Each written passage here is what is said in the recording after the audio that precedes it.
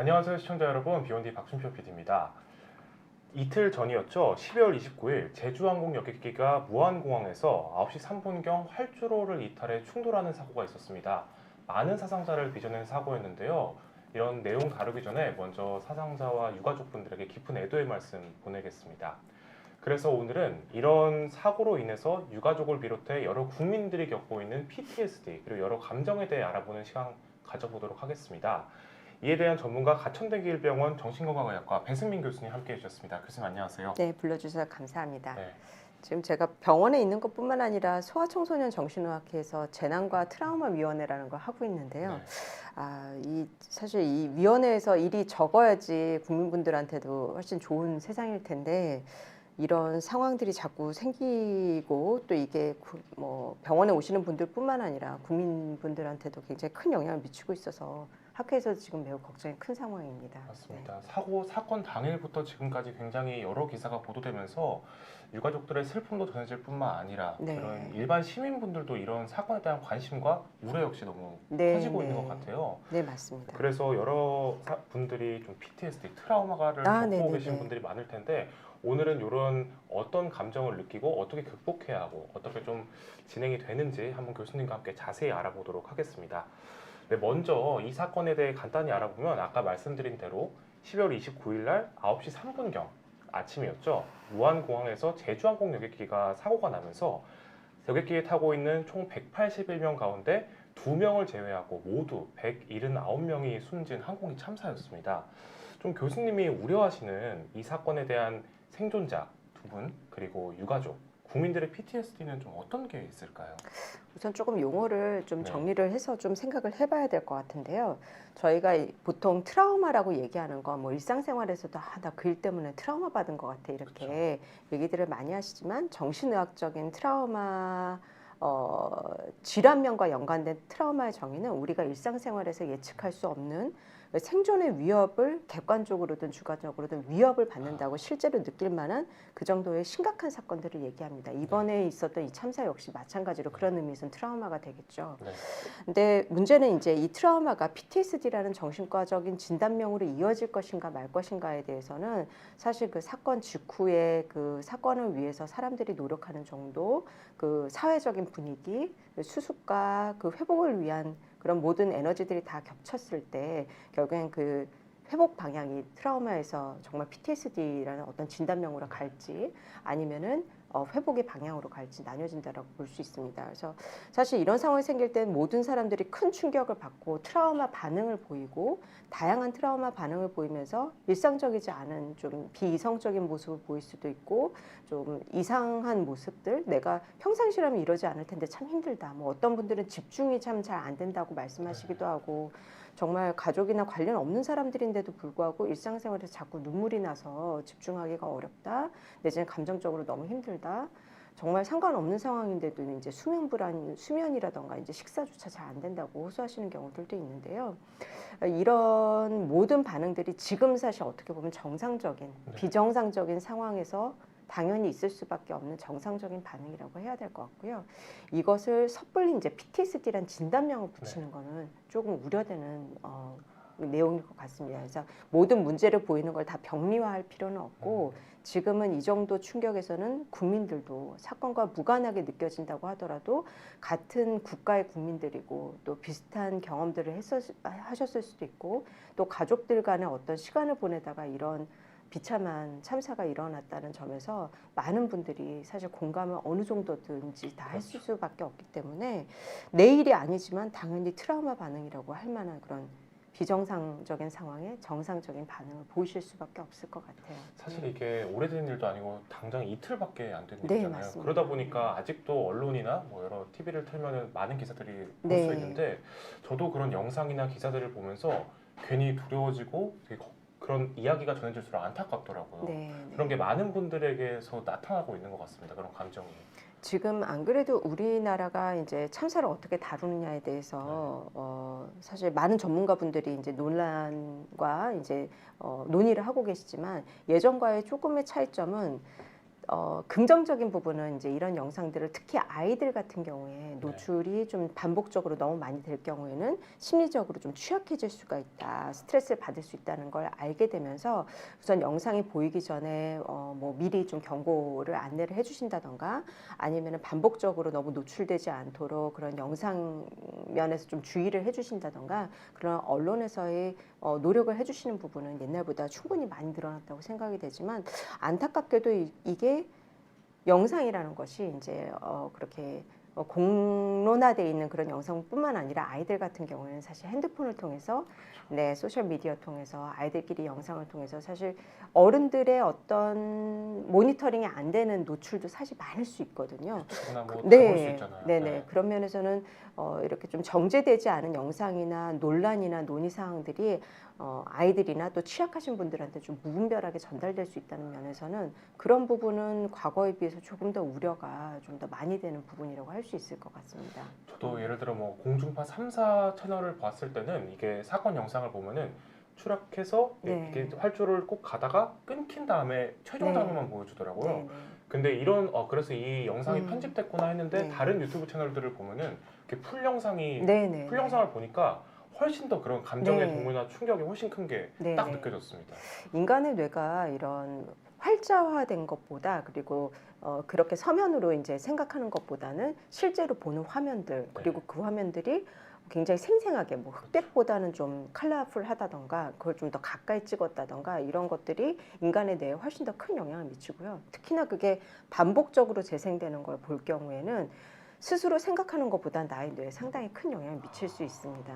이렇게 아이들 같은 경우에 그런 영상의 잔해가 후유 증상이 꽤 크게 남을 수 있어서 왜 어른들께서 보시면 애들이 한번 놀란 일이 있었는데 별로 괜찮은 것 같았는데 한참 뒤에 갑자기 뭐 꿈에서 그 장면을 봤다고 한다던가 놀이를 하면서 그거랑 관련된 얘기를 한다던가 그래서 옛날 일인데 얘가 아직도 그 장면을 기억하네 아니면 아직도 그거랑 관련된 거를 좀 영향을 받는거나 이런 것 때문에 뒤늦게 눈치채실 때가 있는데요.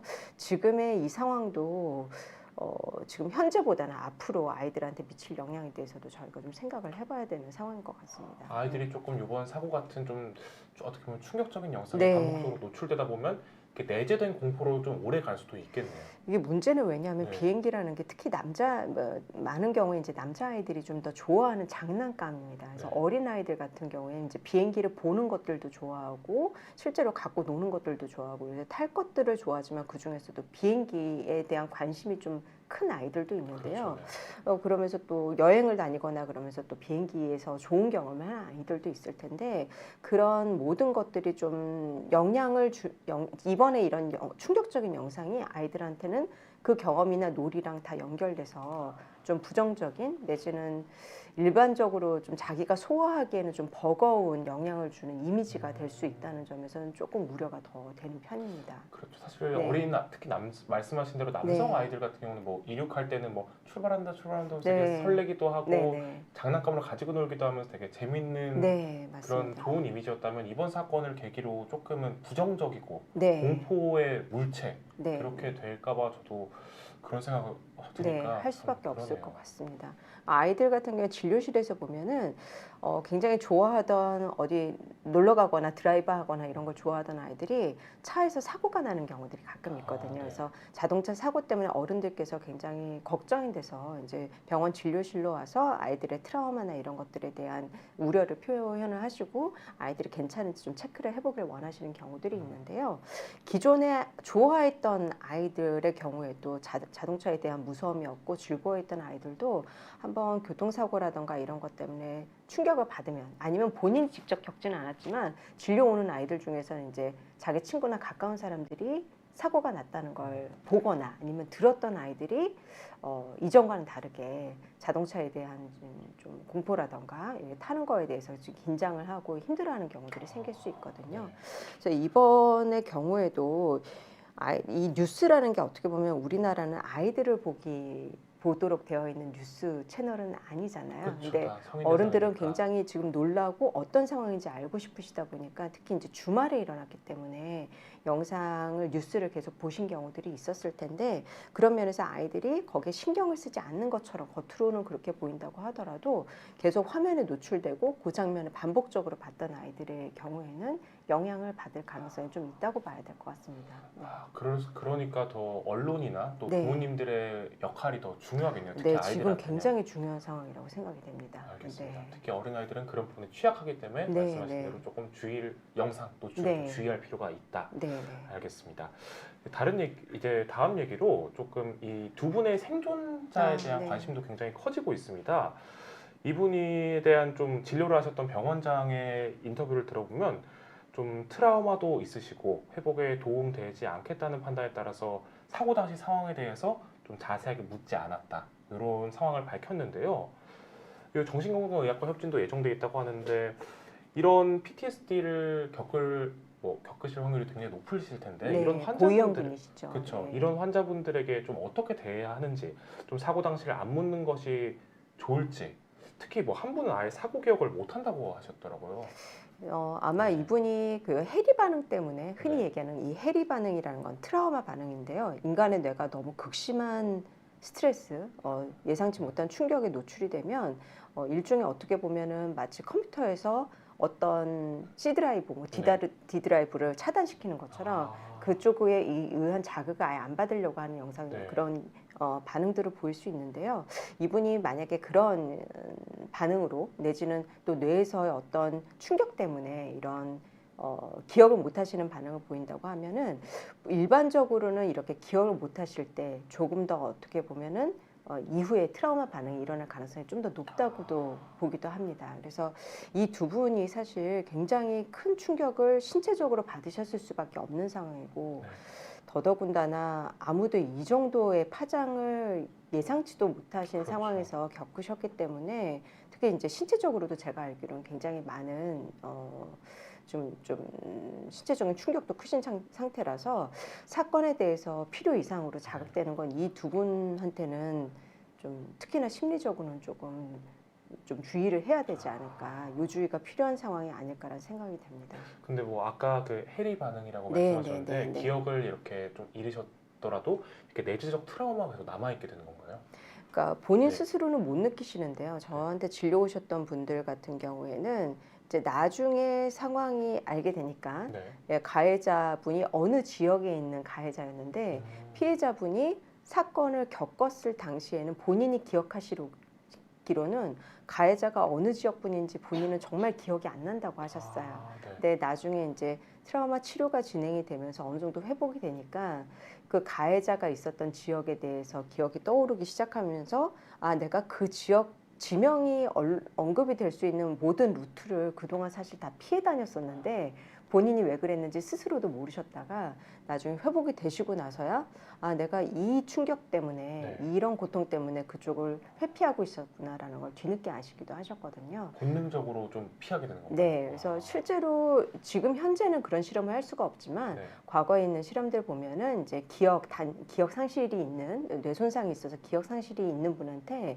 실제로 실험을 할 때 어떤 분이 인사를 하는 척하면서 손에 가벼운 전기 충격을 가할 수 있는 도구를 써서 이분하고 자꾸 인사를 할 때면 신체적인 통증이 약간씩 뭐 위에를 후유증이 크게 남는 건 아니지만 깜짝깜짝 놀랄 수 있을 정도의 신체적인 충격이 남는 그런 신호를 줬는데 문제는 이제 이분이 그 상대방이 다시 온다고 하더라도 기억을 못 하시는 뇌 상태였는데 문제는 명시적으로 기억은 못하지만 그 사람이 몇 번째 들어올 때쯤에 이상하게 손 인사를 안 하려고 하는 그런 모습을 보였다고 하거든요. 그래서 우리가 정말로 기억에 남는다라고 하는 거랑 신체적인 기억이라고 할 수 있는 그런 반응을 보이는 거랑은 좀 다를 수 있어서 이 두 분이 피해 사실을 다 기억을 못한다고 하니까 아예 기억이 안 나니까 그럼 오히려 다행인 거 아닌가, 기억을 못하니까 충격을 안 받았을 수도 있겠다, 이렇게 좀 예상을 하는 건 좀 섣부른 예상일 수 있을 것 같습니다. 이분들이 기억을 하시는 건데도 차마 언어화, 이게 충격에 대해서 언어화가 가능하려면 어느 정도 소화가 되셔야 되는데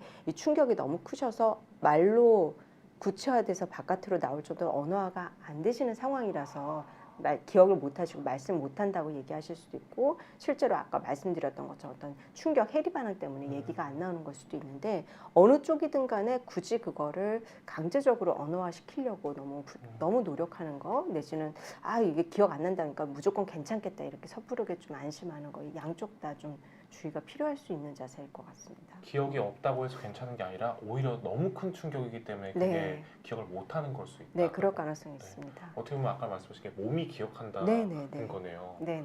그럼 이분들이 이제 향후 치료가 정말 중요할 텐데 워낙 또 큰 사건이고 큰 충격을 받으셨다 보니까 좀 어떤 치료가 진행될까요?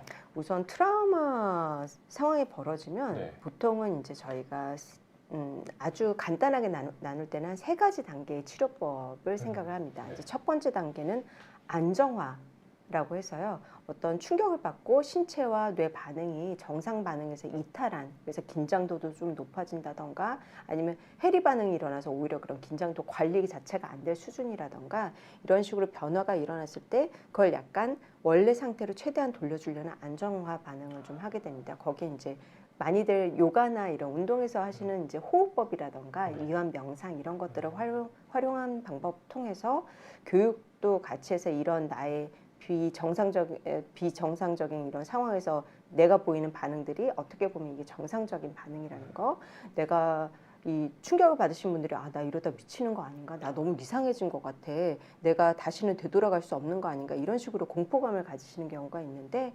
이런 게 다른 사람들도 이 정도 일을 겪으면 이런 이상한 반응이 나타나는 게 정상적일 수 있다라고 알려드리는 것만으로도 조금 안심하시는 경우들이 있거든요. 그래서 1차적으로는 그런 안정화 반응을 저희가 치료적으로 좀 개입을 하게 되고요.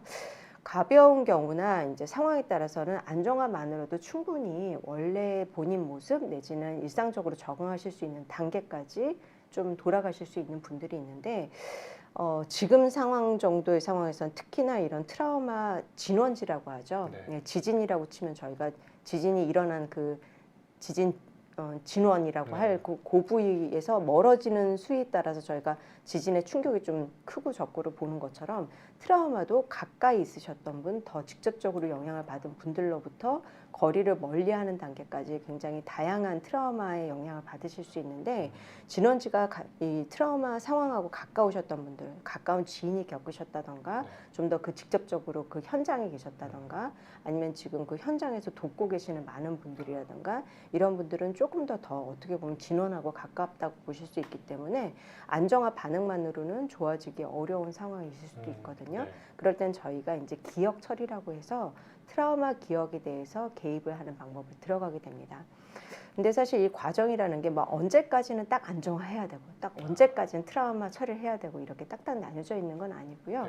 다만 이제 저희가 생각해야 될 건 트라우마 기억 처리라는 거는 사실 굉장히 좀 굉장히 힘들어하시는 부분, 내담자분들도 고통스러워하시는 부분일 수 있기 때문에 너무 섣불리 이제 개입하지 않되 이 부분을 건드리지 않고서 치료가 다 됐다라고 얘기하기는 좀 어렵다고 보고 있고요.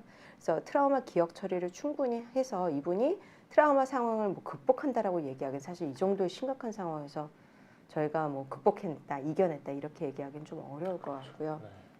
이런 트라우마가 있었음을 기억하고 있지만 그럼에도 불구하고의 단계로 넘어가실 수 있을 때까지 기억에 대한 충격도 그 손상도가 좀 줄어드실 수 있을 때까지 치료적인 개입을 다양한 방법이 있지만 그런 개입을 하고 그 다음에 이제 미래 계획이라고 해서 앞으로 그럼 향후에 어떻게 지내실지 되돌아가는 과정들 일상으로 어떻게 보면 뉴노멀 새로운 이전으로 완전히 돌아가실 수는 없겠지만 지금 이런 상황이 있었다는 걸 기억에 남기고도 그 다음 단계로 이제 앞으로의 생을 어떻게 할 것인가에 대한 단계로 나아가는 그 다음 단계로까지 이렇게 순차적으로 저희가 진행을 한다라고 우선 계획적으로는 그렇게 보고 접근을 하게 됩니다. 참 이게 들으니까 뉴노멀이라고 하셨잖아요. 이게 저도 좀 생각이 드는 게 이 생존자 두 분께서 승무원이라고 하셨잖아요. 되게 이 향후 회복이 되셨다면 정말 좋겠지만 다시 승무원의 일을 하실 수 우려가 되더라고요. 비행기에 대한 공포가 정말 크실 것 같아서. 이게 내담자분들보다 사실 네. 굉장히 다 다양하실 것 같아요. 야, 본인이 굉장히 내가 강하고 긍정적인 성격이었기 때문에 난 충분히 돌아가실 수 있다라고 믿으셨던 분들이 사실 그 사건 현장으로 복귀하신 다음에 다시 자꾸 증상이 재발되는 느낌을 받으셔서 이상하게 나는 굉장히 다른 건 스트레스 굉장히 극복 잘하고 나는 굉장히 힘든 거를 잘 극복하는 성향이 있다라고 얘기하셨음에도 불구하고 왜 이 일만은 안 되는지 모르겠다라고 굉장히 힘들어 하시는 경우들도 있고요. 난 정말 안 돌아가고 싶어요 라고 말씀하시지만 사실 그 현장에서 오히려 돌아가서 기존에 본인이 갖고 있으셨던 경험 때문에 더 열심히 더 많은 것들을 기존과는 다른 방향으로 또 개입하면서 생활을 하시는 분들도 계시거든요. 그래서 어떤 게 더 좋은 극복 방법이다, 뭐 아니면 어떤 게 더 나아진 개선 방향이다라고 얘기하는 건 너무 섣부른 생각일 수 있고요. 또 저희가 삶의 모습이 어떤 삶의 모습이 다른 삶보다는 나은 거냐라고 섣불리 정답이 얘기할 없는 수 거니까. 네. 없는 거다 보니까 트라우마 예후는 특히나 더 그런 것 같습니다. 아. 무엇이 더 낫다라고 예견할 수 없어서 이 두 분이 정말로 어떻게 될지는 그리고 본인의 자리로 돌아가고 싶으신지는 아마 스스로도 시간을 한참 동안 좀 충분히 가지시면서 여러 가지 경우의 수랑 경험들을 쌓아가면서 준비를 하신 상태에서 결정을 하셔야 되지 않을까. 시간이 오래 걸리는 이슈일 거라고 생각이 됩니다. 좀 약간 좀 정확하지 않은 뭐 결과가 있을 수 있겠지만 이런 재난 상황이 발생했을 때 좀 PTSD나 트라우마를 겪은 분들이 치료 기간이 좀 많이 길어지나요? 이게 사실 네. 일반적으로 예상하는 경우보다는 네. 굉장히 길어지는 경우가 훨씬 더 많습니다. 그래요? 그래서 보통 많은 경우가 한 1년 정도 지나면 그래도 한 해가 지나갔는데 이제 뭐 좀 잊고 살 사람은 살아야 되지 않겠느냐. 뭐 아니면 이 정도 시간 지났으면 다른 사람들 괜찮은데 너도 좀 이제 회복을 해야 되지 않겠느냐. 주변 분들이 이제 안타까운 마음에 조언의 방향으로 그렇게 얘기해 주시는 경우들이 있는데 사실 그런 조언들이 트라우마를 입으셨던 분들한테는 더 큰 상처, 그리고 남들이 정말 나를 이해를 못하는구나라는 그런 고통과 더불어 남들은 그러면 이 정도 시간 지나면 다 회복을 한다는데 남들은 이제 극복을 한다는데 나는 왜 못하는가 그러면서 또 다시 나를 스스로를 자책하는 그런 2차적인 또 충격을 받으시기도 하기 때문에요. 그런 예견은 조금 어려울 것 같고요. 네.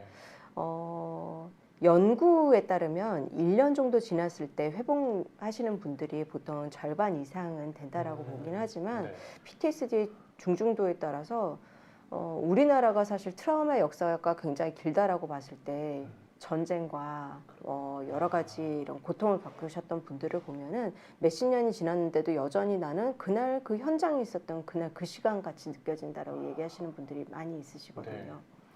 수십 년이 지나도 바로 현재처럼 느껴지기도 하는 것이 트라우마 기억의 그런 특수성이라는 점을 봤을 때는 어느 정도 지나면 과연 괜찮아질 것인가 이거는 쉽게 얘기하기는 어렵고 생각보다 회복률이 높기도 하지만 또 대신에 생각보다 굉장히 길어지는 경우들도 있어서 계속 좀 관찰이 필요하다, 좀 요주의가 필요하다 정도는 생각을 하고 있어야 될 것 어떻게 보면 같습니다. 좀 외부인의 시선에서 그런 기간을 속단하고 재단해 놓는 것 자체가 이 트라우마 당사자들한테는 조금 상처가 될 수도 네, 주변 있는 분들도 그러시지만 네.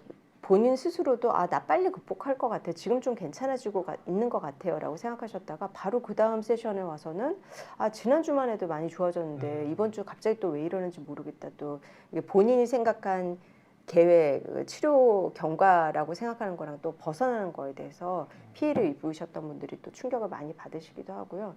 그러다 보니까 치료자들도 섣불리 이분이 이제 좋아지고 있어서 어느 정도면은 치료를 좀 마무리할 수 있을 거예요. 뭐 이런 식으로 쉽게 얘기하기 어려운 게 또 트라우마 피해 치료 있으신 분들의 그런 치료적인 특성 중에 하나일 것 같습니다. 네. 빨리 회복하는 것보다 잘 회복하는 게 중요한 거니까. 네, 사실 그게 정말 제일 잘 맞는 말씀일 것 같고요. 네. 근데 저희가 봤을 때 정말 너무 좋아지셨어요. 어떻게 보면은 그 사건 전보다도 훨씬 더 어떻게 보면 성숙한 모습을 보이시는 것 같아요. 그래서 흔히 얘기하는 이제 트라우마 후 성장이라고 하는 그런 모습을 보이는 분들도 사실 말씀 들어보면 저 회복했는지 잘 모르겠어요. 극복했는지 사실 잘 모르겠어요. 여전히 매일매일 어려움이 느껴지는 순간들이 있어요. 라고 얘기하시는 경우들도 많기 때문에요.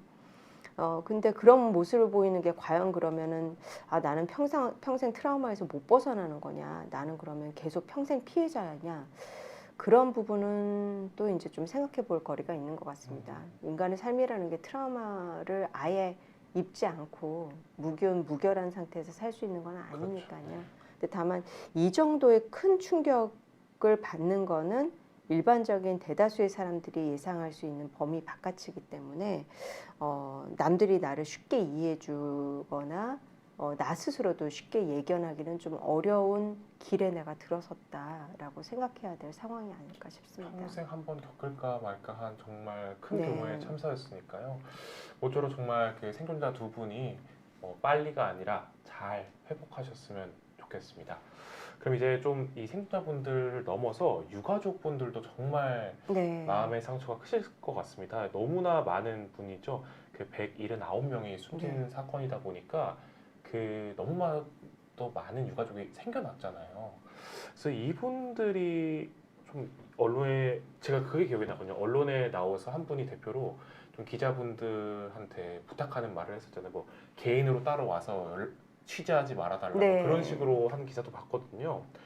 좀 이 유가족들의 상처도 굉장히 클 텐데 좀 어떻게 심리 상태를 관리하고 좀 어떤 증상을 보이나요? 관리해야 되고. 네. 사실 사건에 따라서 네. 또 그리고 유가족 분들의 갖고 있는 성향이라던가 이 상황들에 따라서 워낙 너무도 다양하기 때문에 어느 한 가지로 얘기하기는 어렵지만 공통되게 보통들 느끼시는 거는 사건에만 포커스가 맞춰진 관심들. 왜 이런 일이 일어났는지 내지는 그래서 뭘 원하는지 내지는 사적인 내용들을 조금 더 알고 싶어하는 관심이나 이런 것들은 피해자분이나 유가족분들한테는 이분들의 존엄성, 인간적인 존엄성이 존중된다고 느껴지는 방식이라고 보기는 어렵습니다. 네. 가뜩이나 어떤 트라우마 피해의 특징이 이 생활에서의 예측을 벗어난다는 점 때문에 인간으로서의 이 비인간적이다라는 느낌을 많이 받게 하거든요. 정말 비인간적이다. 그리고 어떻게 이렇게 살 수 있는가. 어떤 사회에 대한 신뢰나 정의 이런 것들이 다 무너지는 경험들을 하시는데 그런 면에서 어떤 이런 알고 싶어 하거나 확인을 하거나 연결하는 모든 과정에서 존엄성과 존중을 조금 더 다른 때보다 훨씬 더 주의해서 이분들한테 말씀드려야 될 것 같고요. 아마 스스로 또 모든 분들이 느끼시는 게 다 다르겠지만 시시각각 아마 계속 느낌이 네. 감정이라던가 그런 생각들이 계속 바뀌시고 계실 가능성이 높기 때문에 그런 상황에서 어떤 특정한 답을 요구하는 질문이라던가 연락들은 사실 굉장히 고통스러움을 가중시킬 수 있습니다. 그래서 이분들이 가장 존중받는 형식으로 그렇다고 그러면 사실 그분들이 원하는 방식으로 접근을 해드려야 될 것 같고요. 어떤 트라우마가 생기면 이제 생존자 죄책감이라고 그래서 왜 그는 가고 나는 살아남았는가라는 고통을 느끼시는 경우들이 사실 굉장히 많거든요. 지금 특히 가족 단위에서의 사고가 많이 일어났고 이런 여행기 참사의 특징이 사실 시간대에 따라서 내가 이 시간이 저 사람이 갔고 나는 그 다음 시간이었는데 이런 류의 바로 잠깐의 그런 선택의 문제로 이 상황이 정말 달라질 수 있었던 경험들이 많이들 있으시다 보니까 왜 나만 살아남았을까라는 그런 죄책감 때문에 더 고통스러워하실 수도 있습니다. 근데 그런 부분에서 이제 어떤 질문이나 이런 확인 과정들이 나의 그런 생존자 죄책감을 자꾸 더 자극하는 질문들, 그런 확인들이 이루어지게 되면은 안 그래도 그런 고통을 점점 강하게 느끼실 수 있는 분들한테 더 아픈 상처를 더해드리는 거일 수 있어서 이분들이 갖고 계시는 그런 감정의 그런 어떻게 보면 롤러코스터 같은 지금 요동치는 상황과 그런 생존자 죄책감을 더 불러일으킬 수 있는 상황 그리고 타인에 대한 분노나 사회에 대한 분노가 강해질 수밖에 없는 상황에서 좀 섣불리 어떤 방향을 너무 제시한다던가 이런 것들은 우리나라가 참 빨리빨리 문화가 긍정적인 부분도 있지만 이런 상황에서는 정말 저희의 그런 특성을 장점을 조금 더 한 번 더 돌아보고 정말 이분들을 존중하는 방식으로 저희가 접근하고 있는지에 대해서 이분들을 대하는 모든 분들이 한 번 더 좀 생각을 하고 접근을 해주셨으면 좋을 것 같습니다. 맞습니다. 네. 지금 사실 저희도 아까 말씀했듯이 일반인분들도 이 사건을 보면서 굉장히 충격이 컸지만 누구보다 충격이 컸을 분들은 바로 네, 유가족들이잖아요. 맞습니다. 지금은 그분들이 뭐 기사거리나 취재거리가 아니라 네. 존중받아야 될 분들이니까 뭐 대다 많은 언론들이 뭐 모두가 그런 건 아니지만 뭐 일부 언론들이나 네, 네, 뭐 그런 기자분들의 약간 파헤치듯이 네, 그분의 네. 사정을 뭐 낱낱이 밝혀내겠다 이런 식의 좀 자세는 유가족들에게 좀 큰 상처가 될 수 있다는 말씀이시네요. 네, 정말 근데 사소한 어떤 큐들이 유가족들을 고통에 빠뜨리게 하기도 하거든요. 제가 예전에 어떤 사건에서 예를 들면 아이에 대한 아이가 피해자였는데 그 아이와 가족들을 직접적으로 취재하는 건 문제가 될 것 같다는 인식은 모두가 하셨던 상황이었던 것 같은데 문제는 그러다 보니까 그 집 주변과 학교 주변을 이제 자료 화면으로 지나가는 경우가 있었는데 문제는 저희가 생각할 땐 그게 그렇게 큰일인가 싶겠지만 그 피해가 있었던 분들의 직접적인 가족분들 예를 들어 제가 정확하게 다 말씀드리기는 어렵지만 그 가정 같은 경우에는 그 아이가 그 학교를 가길 싫어했는데 친척 중에 한 분이 그 학교가 굉장히 좋은 학교라고 하니까 너가 그 학교를 가보면 좋겠어라고 권고해서 어떤 지역과 학교를 선택을 하게 됐는데 바로 거기서 문제가 생긴 거였거든요.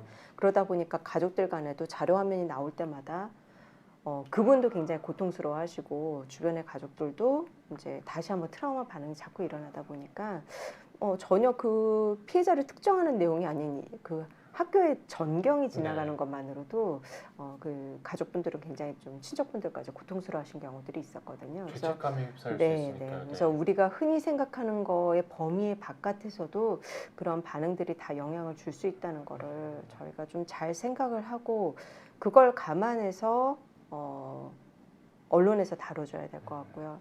특히 제가 느끼기에는 언론이 아까 처음 말씀드린 것처럼 이제 재난 보도 준칙이나 이런 것들 고려하시면서 과거에 비해서는 굉장히 노력을 고심을 해서 취재를 해주시고 방향을 잡아주시려고 애써주시는 것 같은데 이제 소셜 미디어 같은 경우에는 조금 더 그런 제한이나 그런 규칙을 벗어나는 방송이나 화면들이 많이 일어날 수 있다 보니까 특히 그런 거에 더 바로 노출될 수 있는 아동 청소년이라던가 어떤 핸디캡 같은 어떤 어려움이 있어서 외부의 그런 소통보다는 그런 좀 비정제된 화면이나 영상, 언론에 좀 더 노출이 잘 되시고 그거에 대한 영향을 더 많이 받으시는 분들이 조금 더 안 좋은 영향을 받으시지 않을까 이런 우려도 좀 같이 되는 상황인 것 같습니다. 사실 비정제를 넘어서 자극을 추구하는 채널도 너무 많잖아요. 네, 사실 영상의 특징 자체가 사람들의 시선을 끌기 위해서 좀 더 자극적인 내용들 아니면 자막들 이런 것들을 추구할 수밖에 없는데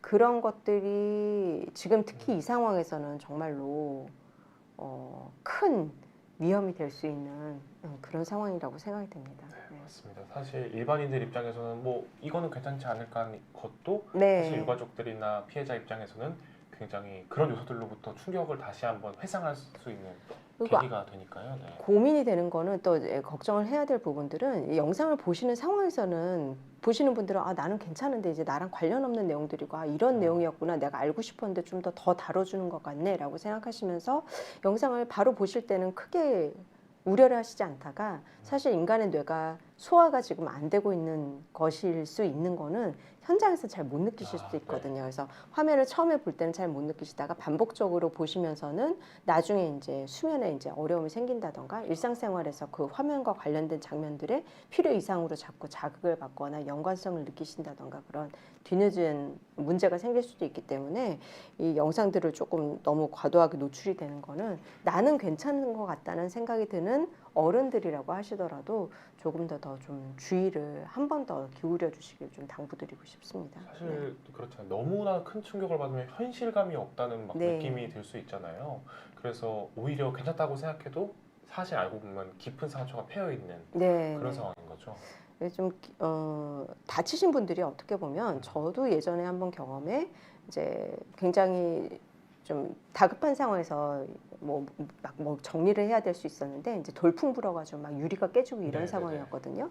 막 물건 정리하고 다 빠져나와서 아 나는 무사히 나왔구나. 이제 아 수습이 됐다고 생각했는데 나중에야 보니까 이제 발에 상처가 나서 피가 한참 나고 있는데 전혀 네. 통증을 못 느끼고 아픈 줄 몰랐던 적이 있었거든요. 그때 상황 때문에 아예 못 네, 느끼신 거죠. 네네. 네. 그러니까 인간의 교감신경이라는 게 어떤 큰 충격을 받고 긴장을 해야 되는 상황에서는 통증 감각이나 이런 것들이 정상 범위를 벗어나는 경우들이 생깁니다. 네. 그 당시에는 배고픈 것도 모르고 아픈 것도 모르고 이제 필요한 것들도 잘 모르다 보니까 많은 국민분들도 지금 약간 안 그래도 사실 이번 참사뿐만 아니라 연말에 여러 가지 이슈로 인해서 그렇죠. 네. 교감신경, 예, 긴장성 신경이 올라가 있는 상태이셨을 가능성이 높은데 이런 데서 더 덧붙여서 일어난 참사였기 때문에 본인의 어떤 신체 상태나 심리 상태가 정상 반응을 좀 약간 벗어나 있다라는 걸 스스로도 못 느끼고 계셨을 가능성이 있거든요.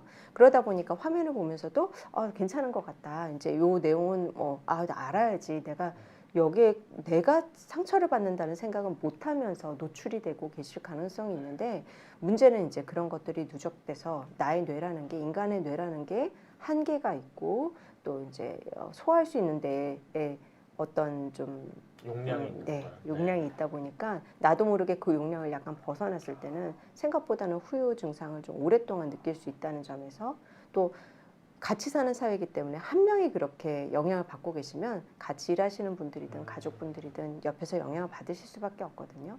부모가 그렇게 긴장도가 높아서 예민해져 있고 불안해져 있고 표정이 굳어 있고 목소리 톤이 조금씩 올라갈 때가 있고 긴장이 높아져 있다면 아이들도 알게 모르게 이제 부모의 표정을 보면서 거기에 영향을 받을 수밖에 없기 때문에 어른들이 그렇게 심리적으로 좀 취약해져 있는 상태가 주변에 다 영향을 줄 수 있다는 점에서 그 어느 때보다도 나는 지금 나의 스트레스를 잘 관리하고 있는가, 나의 상태가 주변에 어떤 영향을 미치고 있는가 이런 거에 대한 좀 긴밀한 모니터링, 자기 관리가 좀 필요한 상태 그런 시기가 아닐까 생각이 드네요. 네. 맞습니다. 생존자뿐만 아니라 이런 유가족분들도 정말 네. 이런 마음 관리, 이런 트라우마 관리를 정말 잘 하시고 잘 회복되셨으면 좋을 것 같습니다. 저희가 이제 지금까지는 이제 생존자분들과 유가족들의 이야기를 한번 나눠봤는데요. 이 사건이 워낙 크다 보니까 이렇게 일반인들의 감정에도 굉장히 큰 영향을 미친 것 같습니다. 저희가 이 대화 초반에도 좀 얘기했는데 많은 국민들이 이 사건으로 인해 많은 감정을 느끼고 동요하고 계신 것 같아요. 이런 참사로 인한 트라우마가 일반인들에게 미친 영향을 조금 더 자세히 말씀 부탁드려도 될까요? 이게 아까 트라우마가 네. 지진의 진원지랑 가까우냐에 따라서 조금 더 영향을 많이 받는다고 말씀드렸는데 이제 한 나라에서 같은 나라 국민에게 벌어진 일이기 때문에 우리가 좀 더 연결감을 느끼지만 또 연말에 가족들 간에 여행을 가려고 하는 그런 아주 일상적이고도 가족적인 선택을 하신 분들이 많다는 점에서 뭐 가족과의 시간이 굉장히 중요하게 여기는 이 시기의 그 특성상 많은 분들이 저게 나였을 수 있겠다. 내지는 나도 저런 상황에 언제든지 처할 수 있겠다라는 그런 연결감을 훨씬 더 많이 느끼시는 것 같고요. 우리나라의 장점, 이제 국민성을 뭐 다 얘기하기는 좀 어렵지만 또 사람들마다 굉장히 다르지만 우리가 흔히 얘기하는 한국적인 특징이라고 얘기하는 것 중에 하나가 이런 공감력, 네. 이웃에 대한 공감, 그리고 그들을 돕고자 하는 마음이 굉장히 강하다는 그런 긍정성이 있다고 생각이 되는데요. 문제는 이런 상황에서는 그게 이제 선을 지나쳐서 정말 진원지 가까이 있는 분들한테 좀 선을 넘는 도움을 드린다면서 아까 말씀하셨던 그런 섣부른 조언이라던가 어떤 가까이 가려는 그런 네. 애씀, 뭐 언론이라던가 그런 동정이 될 거에서 수도 네, 있고요. 네. 그런 게 오히려 더 좀 지나치게 나타날 수도 있는 특징이 있을 수도 있고요. 또 특히나 지금같이 이 사건에 대해서 연결감을 느끼면 느낄수록 일반 국민들도 이것을 같은 트라우마 반응으로 느끼시는 경우들도 충분히 많이 있을 것 같습니다.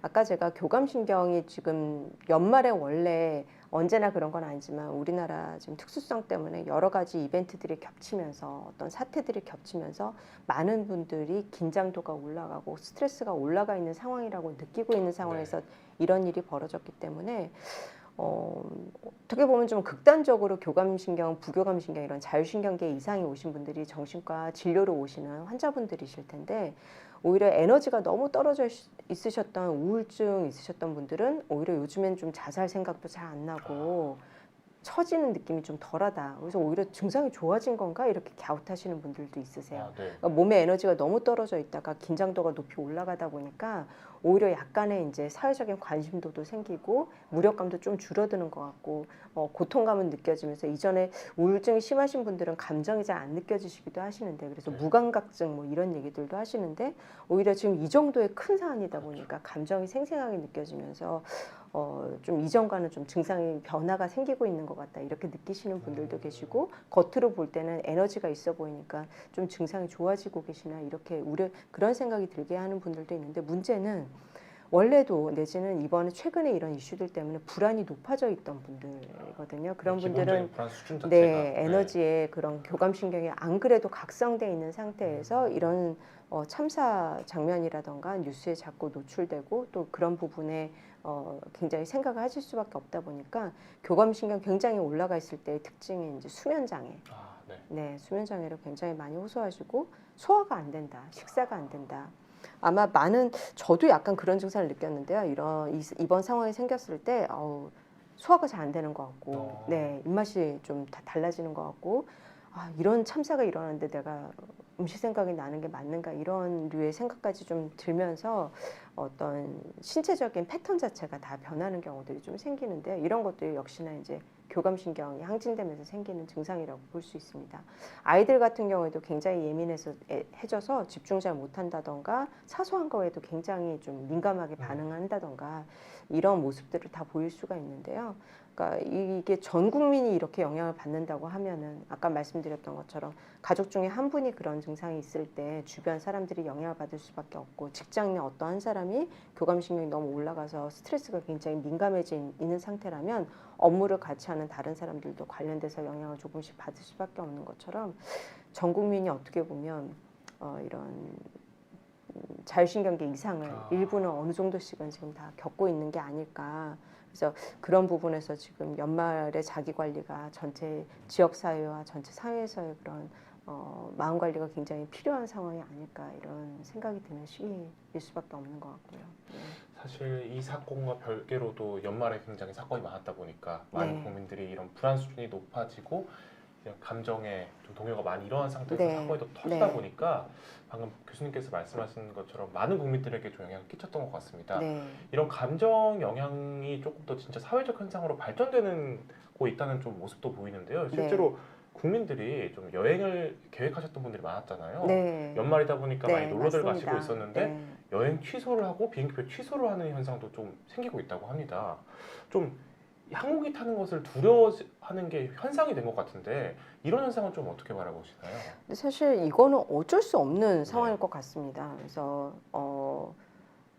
외국에서도 네. 사실 9.11 테러라던가 그렇죠. 뭐 이제 관련된 어떤 전 지역 사회에 영향을 줄 만한 사건이 생겼을 때 그런 상황이 반복되거나 이런 거에 대한 우려가 커지는 거는 당연히 네. 있을 수밖에 없는 인간의 본성일 것 같고요.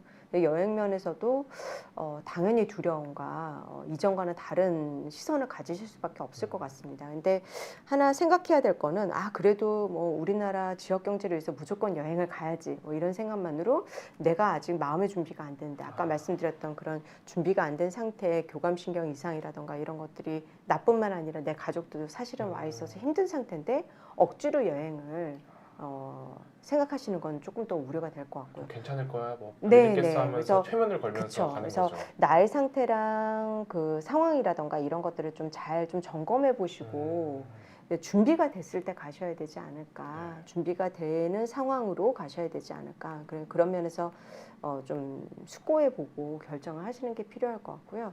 너무 짧은 시간 내에 스스로를 푸시해서 어떤 결정을 내리려고 하는 건 지금처럼 신체적인 거나 심리적인 반응이 정상적이기 어려운 상황에서 어떤 중요한 결정을 내리는 게 좀 쉽지 않을 것 같고요. 그런 면에서 스스로에게 충분한 시간 그리고 가까우신 분들 여행을 가거나 출장에 대한 질문들도 제가 많이 받았는데요. 네. 같이 가시는 분들 가서 해야지 될 일들에 대해서 좀 딴 때보다 조금 더 미리 얘기를 하시고 숙고해 보시고 준비를 한 상태에서 결정을 하고 실행에 옮기셔야 되지 않을까 생각이 됩니다. 저도 정말 이게 동요가 큰 사건이라는 걸 느껴지는 게 제가 평소에 감정 동요가 정말 없는 편이거든요. 네. 사실 이 기사를 외국에서 접했습니다. 제가 네. 홍콩을 여행을 갔다 왔는데 이 기사를 접하고 한 6시간 뒤에 정도 비행기를 탈 일이 있었어요. 네. 귀국을 하는 날이었는데 한 번도 착륙하는 게 무서운 적이 없었거든요. 착륙할 때 그 진동이 무섭더라고요. 네. 괜히 아무 일도 안 생길 거라는 그런 항상 안정감이 있었는데 왜 괜히 무섭고 그런 감정이 저도 모르게 들더라고요. 저는 그런 감정이 안 드는 사람이라고 생각했었는데. 그러니까 이 지금처럼 이런 상황에 이제 다 같이 가족이 간다고 예를 들면 네. 아이들이 알고 보면 겉으로 보이지 않는 그런 증상들이 있었는데 네. 부모님도 거기에 대해서 대비가 좀 덜 돼 있는데 비행기를 타시거나 어디 여행을 가셨다.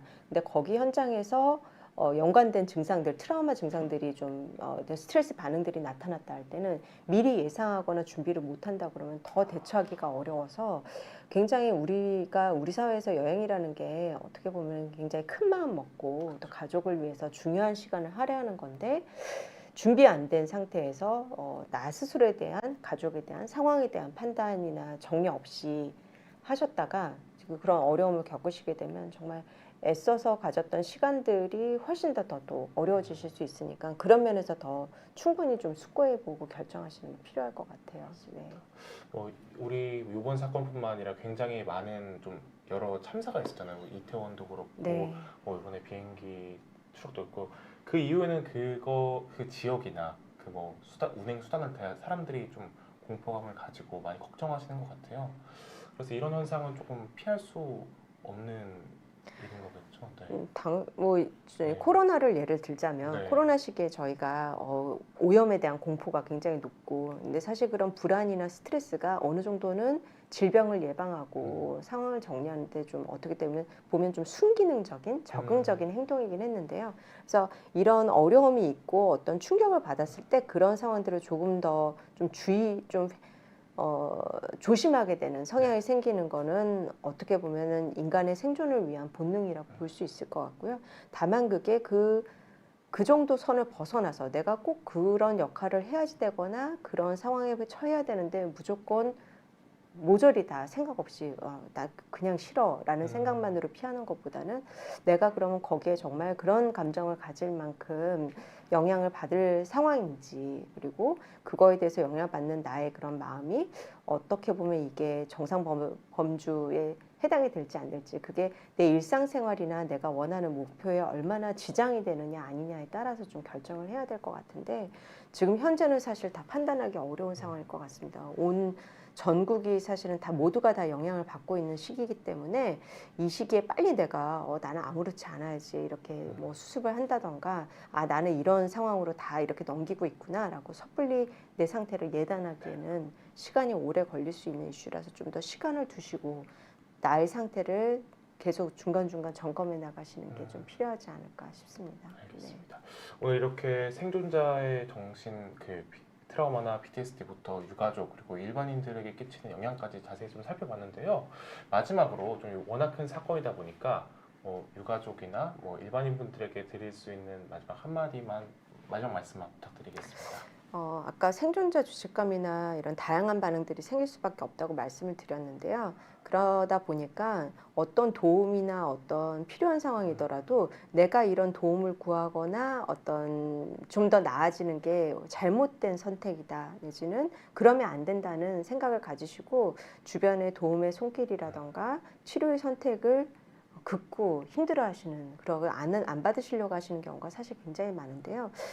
지금까지의 경과를 보면 사실 이 트라우마 반응과 이 과정이라는 게 굉장히 긴 시간이 필요하다고 말씀드렸는데 그런 면에서 주변의 도움을 최대한 받으실 수 있는 만큼 받아서 관리를 하셨던 분들이 훨씬 더 의미 있는 경로로 가실 가능성이 높기 때문에 주변의 치료라던가 도움의 손길을 전문가들의 손길을 구하실 수 있다면 충분히 구하셨으면 좋겠고요. 지금 제가 아까 학회에서 재난 트라우마 위원회에 있다고 말씀드렸는데 또 하나는 이제 법무부에서 하고 있는 스마일센터라고 범죄 피해자 지원센터, 심리지원센터에 있는데 지금 이런 전국에 있는 스마일센터에서도 어려움이 있으신 유가족이나 지인분들을 위해서 도움을 드리려고 준비를 하고 있습니다. 그래서 어려움이 있으시다면은 공공에 계시는 분들, 주변에 있는 분들한테 충분히 이 어려움을 말씀하시고 긴 시간 정말 의미 있는 결과를 얻기 위해서는 더 힘을 얻으셔야 되기 때문에 이런 전문적인 도움을 구하는 거, 주변의 도움을 구하는데 좀 주저하지 않고 선택을 하실 수 있길 부탁드리고 싶습니다. 네, 알겠습니다. 정말 이 사건으로 많은 상처를 입으셨을 유가족분들에게 다시 한번 애도의 말씀 보내드리고요. 정말 말씀하신 것처럼 스마일 센터나 뭐 여러 의료진이나 전문가들 망설이지 마시고 한번 만나보셔서 잘 회복하시는 것이 좋을 것 같습니다.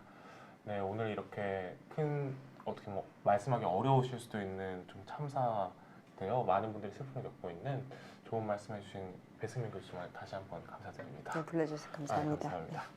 네, 오늘 시청해주신 여러분들 모두 감사드리면서 오늘 방송 여기서 마무리하도록 하겠습니다. 감사합니다.